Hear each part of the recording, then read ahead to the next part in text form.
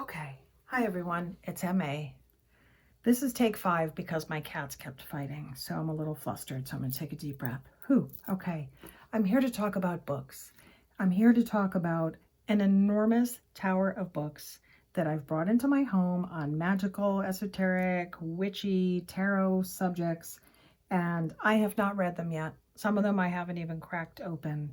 And over the last couple of days, it just dawned on me that seeing some of them around is creating kind of an anxiety for me and maybe some guilt for me in terms of, you are really interested in the contents of this book, but you haven't read it, or this book is here to give you instructions for an activity you're interested in, but you haven't started doing it. So it is time for me to come up with some kind of plan to manage this stack. I did do a similar thing for my decks, where I came up with a system to rotate the decks, and I'm very happy with that. I'm not feeling overwhelmed about my deck collection right now, even though it's now crept up into the low 80s. I'm happy with it, but the books, I really feel like there's something there that I need to address in terms of the books themselves, the consumption of the books, and to halt the intake of the books. So I've got 21 books in the stack. The first 4 I'm going to talk about are books that I may have started or didn't start, but I already know I'm not going to finish them, and I'm going to release them into the world. Okay, so the first one is Garden Witchery by Ellen Duggan.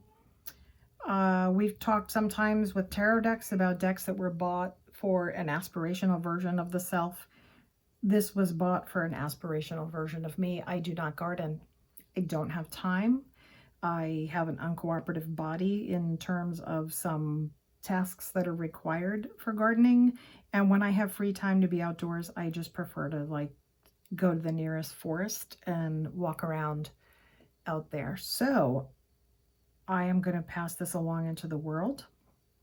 And when I do that, I am going to try to make sure I donate somewhere that is not going to censor out this type of book or topic, because that is a concern here sometimes. Some of our charity shops or thrift stores are run by organizations that might see something with witch or tarot in it and toss it in the garbage, and I do not want that to happen. So I'm going to have to find a home where hopefully, someone walks into that store and is excited to find this type of book there. So it's going to find a loving home. Okay, next, the Modern Witchcraft Book of Natural Magic. This book just didn't work for me. It's very wordy. The chapters are all very dense on a wide variety of topics. It was just not the kind of format that I find easy to digest. I know that I brought this in a long time ago. I haven't read it. I think now I have more of an idea of what I'm looking for in a book and what signals to look for of things that are going to work out for me. So I don't know, this book may be a perfectly wonderful book, but it's not a book for me, and I'm going to release it into the world. The next one, Tarot Healer by Lisa Robertson. This is about using tarot to do chakra work. And I started working with it. I will say 2 things about it, and 90% of this is on me, which is the way this is set up, it's really a series. Like, you really have to work through the whole book. I just did not have the commitment to do that. 100% did not have the commitment to do that. I also found some of the instructions to be a tad bit confusing, and I wasn't clear if it was me being newer to tarot, or if it was in the editing of the book. And sometimes that is a criticism I have, not of the author, but I have found with some Llewellyn books, I don't feel like they have given their author and their product the full editing service and attention that might have heightened the product. But that could have been me because, I hadn't been working with tarot that long when I was trying to use this book. So I'm going to just release it. and it will find its new home. Okay, the last one in the goodbye pile is Women Who Run with the Wolves. People, I really tried. I know some people have had such a meaningful relationship with this book, and I love that. I just could not work it through my digestive tract.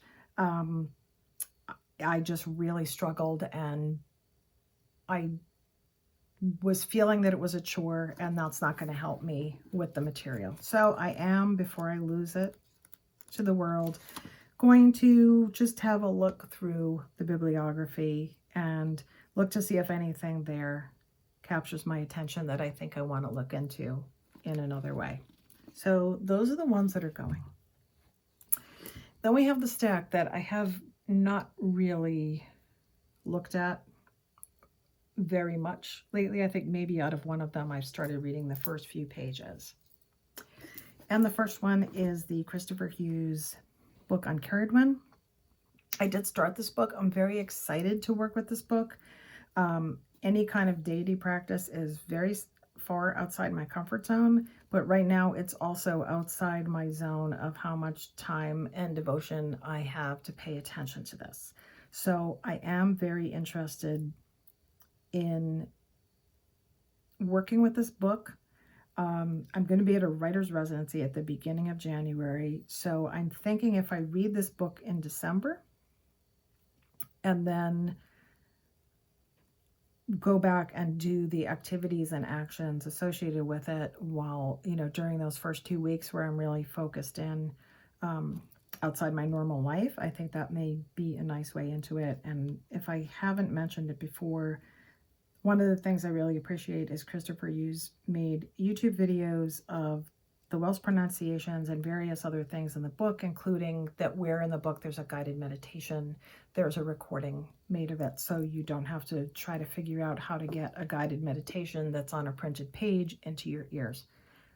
That's a class act as far as I'm concerned. Okay, so that's kind of a prioritized book that I haven't read yet. Lilith Dorsey's Water Magic. I have read at least one other book of hers and listened to her speak a couple of times. I respect her. I like the way she writes.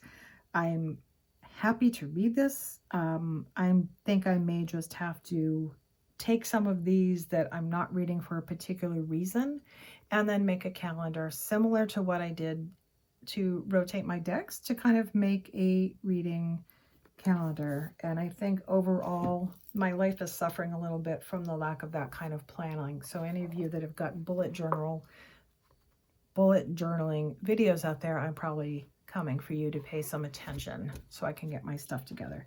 Okay, Anatomy of a Witch, Map to the Magical Body, Laura Tempest Sackroff. I think I just need to pick a time, a month, and read it. I didn't really know of this book, but then I saw an Oracle deck was coming out, and I think I was actually more interested in reading the book than in working with the Oracle deck. So something that I will need to schedule and find out when I have time. And I think with a lot of these books, the question is, once you start reading it, are you finding, or am I finding, that you get halfway through a chapter and there's homework and there's an activity, and are they activities that I want to engage with, or do I just want to read about the activity as an idea? Because I think that gets really overwhelming and keeps me from proceeding through some of these books, whether it's informational versus experiential. Yeah. So Scott Cunningham's Wicca for the Solitary Practitioner. This is something I'm just interested in reading. I think I'll pick a month or I'll put it on the calendar and start reading it. And if I'm finding that it's a pleasurable read, I'll probably just whip through it. And if I'm finding that it's more of a interactive kind of thing, I may take a different approach. My practice is not Wiccan. I'm just very interested in, reading a book that's more geared toward that. Christopher Panzak, The Witch's Shield, Protection, Magic, and Psychic Self-Defense. you know, this is someone I have not read one of his books yet. I'm just generically interested in reading his style, seeing how, you know, how he works as a writer. And this topic is of interest to me, but again, time being a factor, I think I'm going to have to take a peek, so see how much activity and homework there is, and then get it on the schedule. Queer Magic by Thomas Prower. I picked up, I was at a, I was traveling and I stopped into like a local witchy shop and I wanted to pick something up to support them, you know, do a little shopping. I picked this book up. I haven't started it. Given everything else in my massive reading pile, I think honestly I'm just going to put this on the calendar for June 2023. Here we go. Scheduled. Let's see. Elements of Magic. You know, I thought that I could just split this across 5 months and allot 1 month for each of the elements. Again, I think if there is activity and homework associated with the chapters, I'll have to take a different path, but this is not a high priority. I'm very interested in reading it, but it may have to wait. I think a lot of these are going to be a holdover for next year. Okay. Morbid Magic. I honestly barely remember picking this up. Thomas Prower. Turns out the same writer as the Queer Magic book, so hopefully I like their writing. I think I bought this kind of randomly. I'm interested that it addresses the death practices of multiple cultures. What I did not attend to is what this writer's background is in terms of speaking about all those different cultures, although it seems like it's really meant as a kind of global overview in kind of snippets. So yeah, I'm interested. Probably a next year book, which is why I should not buy any more. Repeat after me. Okay, then I've got a couple here that are kind of talking to me from the shelf, and I think this is what started my anxiety about the book pile, because then I'm getting to the books that are saying to me from over there, you know, you said you wanted to do this thing and you really should be doing this thing, and I may have to just put them in the cupboard and talk to them later.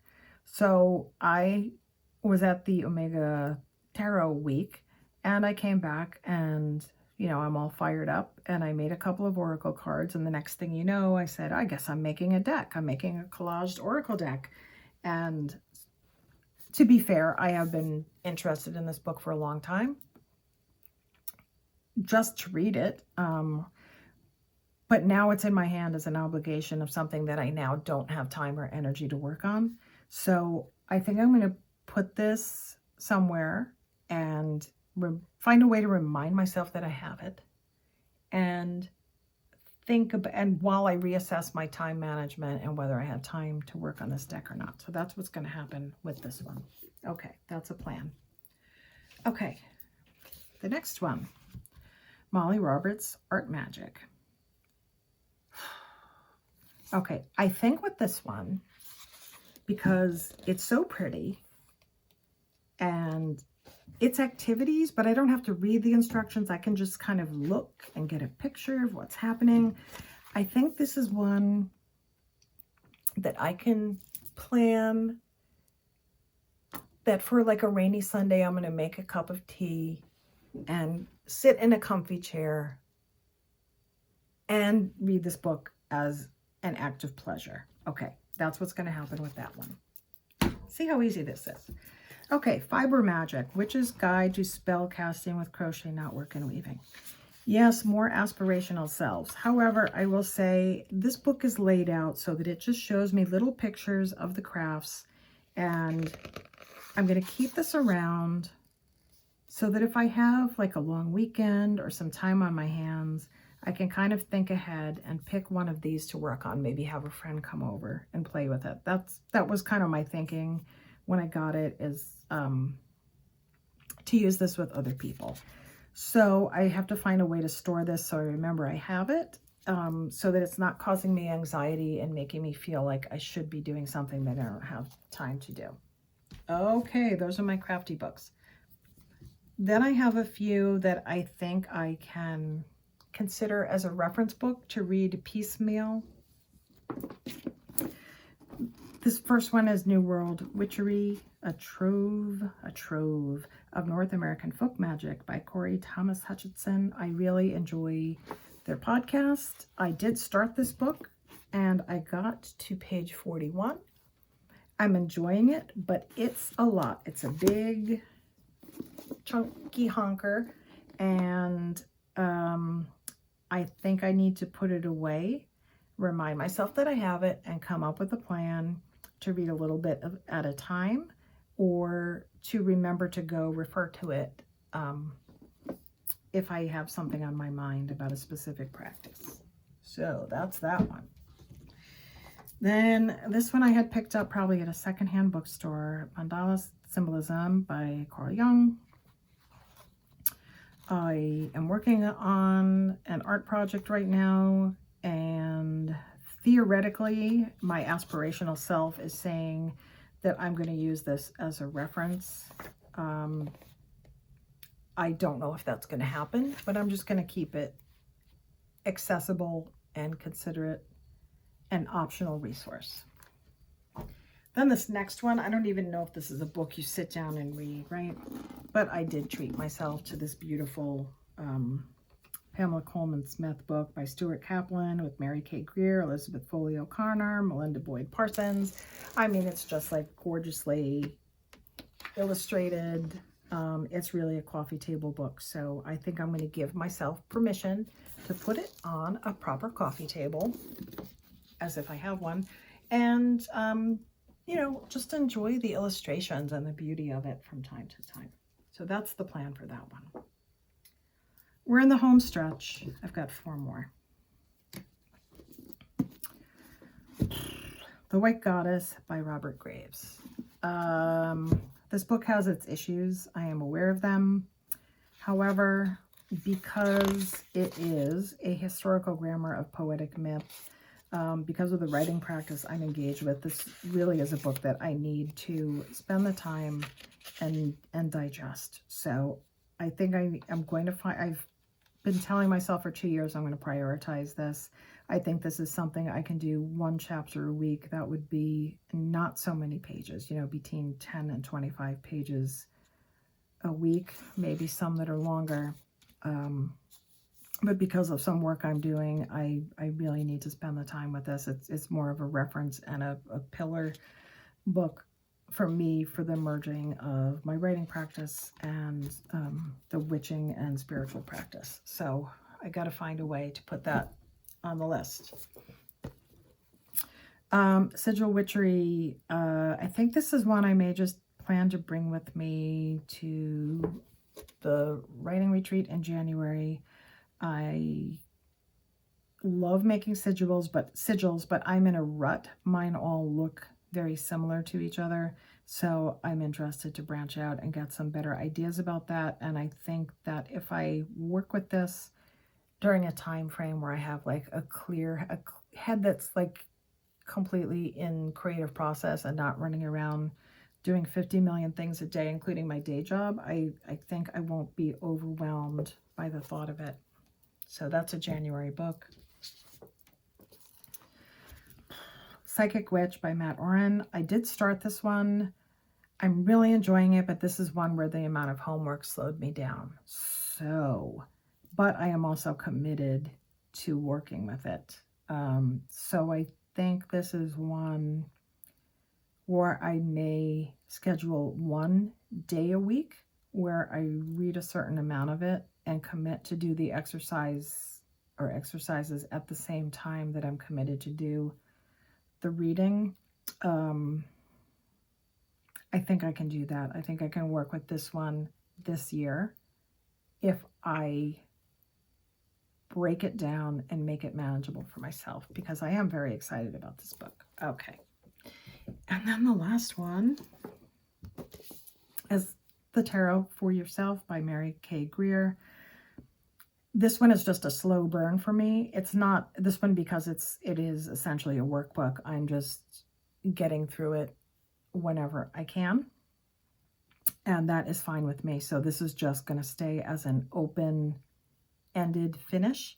I don't feel any pressure to get to the end of this. So leaving this out invisible and visible, not invisible, and visible to me is not actually causing me too much anxiety. So that is the plan. Yeah, I think, there's only 4 that I called. There may be others that once I start them, I decide they're not going to work out. But I think committing to put some of these just away until next year, putting some of them out of sight until I have time to read them, and then scheduling the ones that I prioritized is really going to turn this from, anxiety into pleasure, because I love to read. I love books. I love information. I love learning things, and I let it, honestly, through my own doing, I let it get out of control into an unmanageable stack that appeared to be scolding me. So that is it. Yeah. Thank you for watching, if you did, as always. And yeah, if anyone else has an issue with a stack of books, would love to see you post about it. Bye.